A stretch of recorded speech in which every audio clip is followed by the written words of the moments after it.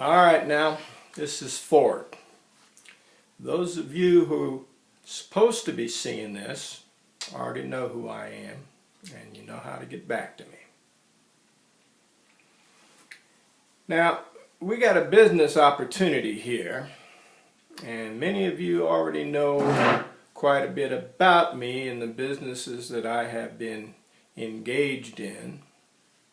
But for those of you who don't, let me go through a brief background review about who I am, where I'm coming from.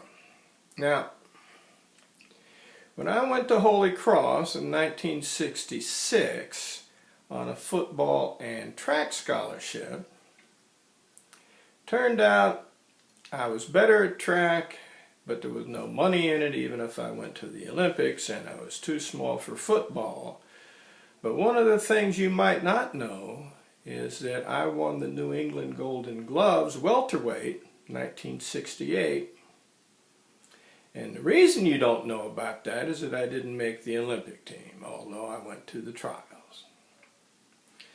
Now, when I graduated from Holy Cross, I went up to University of Pennsylvania, and I took my doctorate in mortuary science. But another thing you might not know is that I took my MBA also at the Wharton School there as long as I was there. And then I went back to my granddad in West Virginia, who was a developer and who always told me, you build it and you never sell it. And he lent me the money to start buying funeral homes, and more important than the funeral homes, the cemetery next door. Now, those cemeteries, very often, if not always, in a part of a city where the development was moving toward them. And the underlying land, those cemeteries, although it was never going to be torn up and developed into apartment buildings, the underlying land still appreciated along with the surrounding real estate, and every piece of land that I owned that was a cemetery, although I made some money on the mortuaries, appreciated so much. And I was able to borrow against that appreciated value and buy more and more of them all over the country and beyond.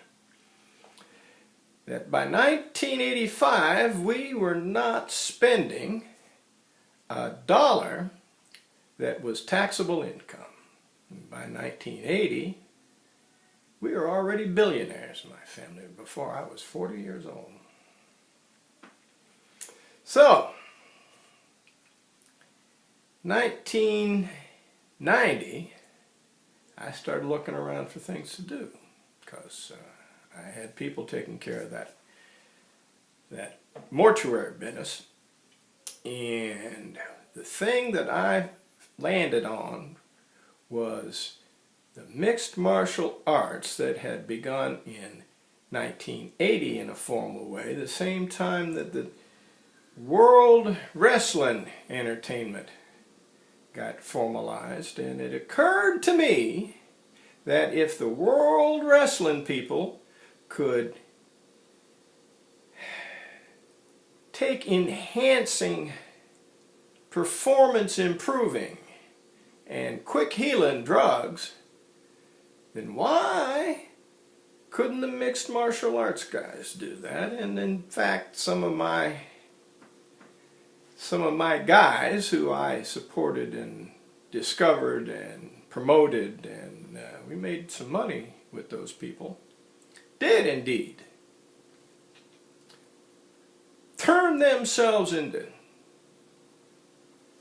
fighting machines with some drugs, which got me into some trouble and got them into some trouble, got us both, all of us, tossed out from the mixed martial arts world. So we started doing a little bit of underground fighting and went to the dark web, and we proved concept that something that had occurred to me back when I was boxing is valid. People want to see you fight for real, and they don't want to know nothing about